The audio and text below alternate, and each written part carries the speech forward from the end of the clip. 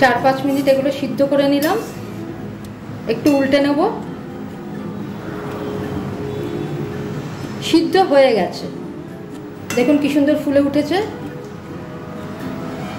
সাদা হয়ে গেছে। প্রথমে একটা ট্রান্সপারেন্ট কালার, তার মানে এটা সিদ্ধ হয়ে গেছে। আমি একটু উল্টে দিচ্ছি এগুলো।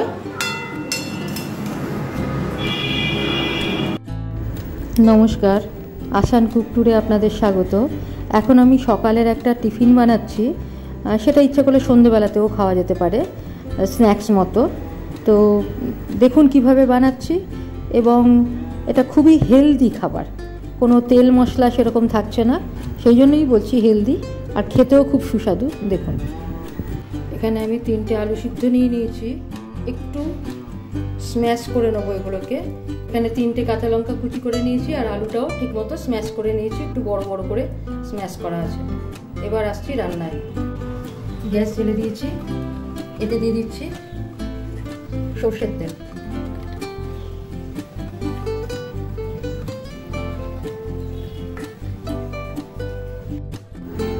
তেল গরম হয়ে গেছে, এবার এতে দিয়ে দিচ্ছি কুচনো লঙ্কাগুলো। এবার দিচ্ছি মাঝারি একটা পেঁয়াজ কুচি, নেড়ে নেব। একটু লাল করে এগুলোকে ভাজবো, ট্রান্সপারেন্ট হওয়া অবধি দেখব। এবার এতে দিয়ে দেব নুন। নুন দিয়ে একটু ঘাঁটলে পরে কী হবে, একটু নরম হবে জিনিসগুলো। এবার এতে দিয়ে দিচ্ছি 1/4 টিস্পুন গোলমরিচ গুঁড়ো, দিয়ে এবার আবার একটু ঘেঁটে নেব, নেড়ে নেব, একটু মিশিয়ে নিচ্ছি। এবার এতে সিদ্ধ করে চটকানো আলুগুলো দিয়ে দিলাম, বা স্ম্যাশ করা আলুগুলো দিয়ে দিলাম, দিয়ে আবার এগুলো সব একসাথে ভাজবো। আলুটাকে এবার ভাজবো, বড় বড় পিসগুলোকে একটু মেরে মেরে ভেঙে দেবো, এইভাবে ভাজবো। আলু আমার ভাজা হয়ে গেছে, এই যে লাল লাল মতো হয়ে গেছে। এবার আমি গ্যাস বন্ধ করে দিলাম, নিয়ে এবার এটাকে একটু ঠান্ডা হতে দেবো আমি। প্লেটে আমি ঠান্ডা হতে দিয়ে দিলাম। এরপরে আমি পরবর্তী ধাপ দেখাচ্ছি কি করতে হবে।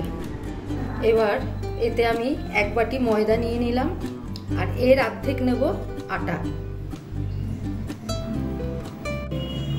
এবার এতে 1/2 বাটি আটা মিশিয়ে দিলাম, দিয়ে দিচ্ছি এতে আন্দাজ মতো নুন। একটু মেখে নেব শুকনো। দিয়ে দিচ্ছি একটু রিফাইন্ড অয়েল।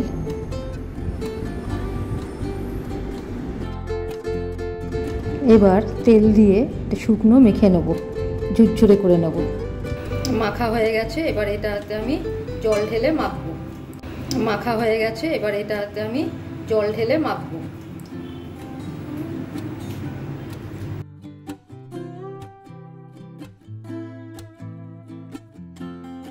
মাখা হয়ে গেছে, এবার আমি লুচির থেকে বড় পিস করব।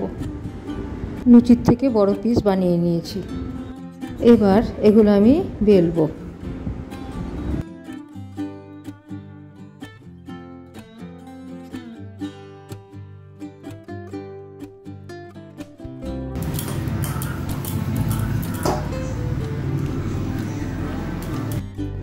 এখানে আমি অনেকগুলোই বেলে নিয়েছি, সবগুলো আমার মোটামুটি বেলা হয়ে গেল। লাস্ট আর একটা বেলে দেখাচ্ছি।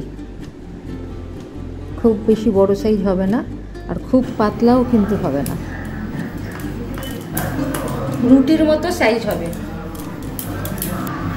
ব্যাস আমার বেলা হয়ে গেছে।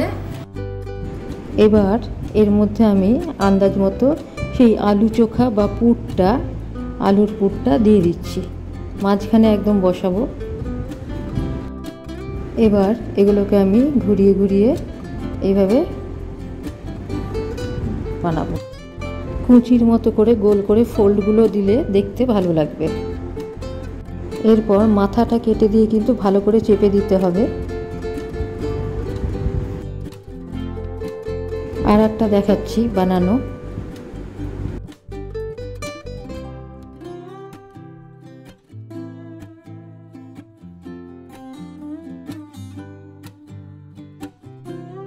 আমি এগুলো সব বানিয়ে নিয়েছি, এবার এদিকে কড়াতে জল গরম করতে বসিয়েছি, হালকা গরম হয়েছে।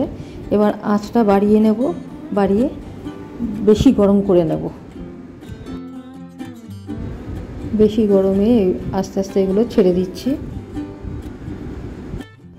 নতুনদের জন্য বলছি, মুখটা কিন্তু নিচের দিকে দেব, হ্যাঁ, এটা কিন্তু টিপস। আর গরম জল বেশি করাটা, গরমটা বেশি করা, সেটাও একটা টিপস।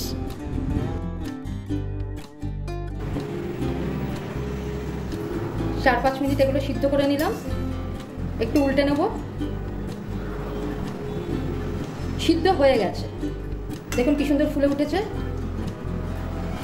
সাদা হয়ে গেছে। প্রথমে একটা ট্রান্সপারেন্ট কালার, তার মানে এটা সিদ্ধ হয়ে গেছে। এবার এগুলোকে উল্টে দিচ্ছি। সাদা হয়ে গেছে মানে একদিক সিদ্ধ হয়ে গেছে। গ্যাস বন্ধ করে দিলাম। এবার এগুলোকে আমি তুলে নিচ্ছি।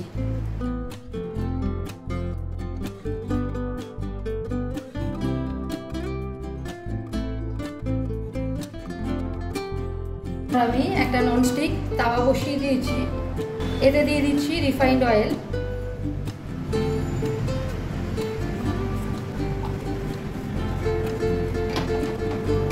যদি এটা মানে ননস্টিকে করেন না, ফ্রাই প্যানে করলেও হবে, তো ননস্টিকে করলে আমার মনে হয় বেশি ভালো হবে। আমি তো ননস্টিকেই করি। এবার দিচ্ছি 1/4 টিস্পুন কালো জিরে। এবার দিচ্ছি এতে কুচনো কারি পাতা। কারি পাতা আমার বাড়িতেই আছে আর কি, টবে লাগানো আছে, টাটকা কারি পাতা, ওই জন্য দিতে পারলাম। কারি পাতা একটু ভাজা হয়েছে, এবার এতে এগুলো ছেড়ে দিচ্ছি, ভাজবো। এবার এগুলো ভাজতে হবে।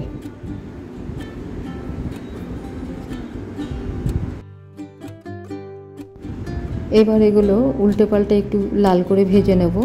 এই জন্যই বলেছিলাম ননস্টিক হলে ভালো হয়, কারণ এতে তো জলটা লেগে থাকে। সেক্ষেত্রে কিন্তু সাধারণ কড়া হলে লেগে যেতে পারে, তেলের মধ্যে ওটা চিটে ধরতে পারে।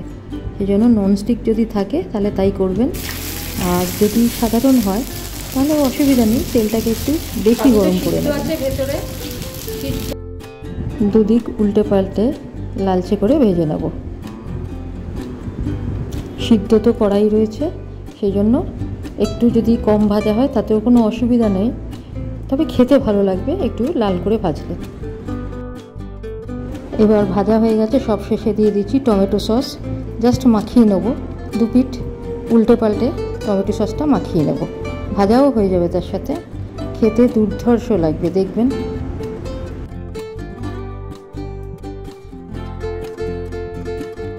আমার মাখানো হয়ে গেছে। এবার আমি গ্যাস বন্ধ করে দিলাম। আমার টিফিন রেডি।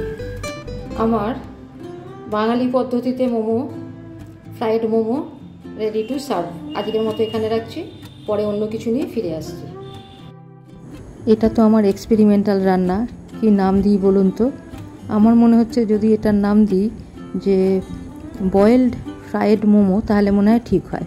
কারণ মোমো স্টিমড হয়, মানে ভাপানো, আর এটা পুরোপুরি জলে দিয়ে সিদ্ধ করা।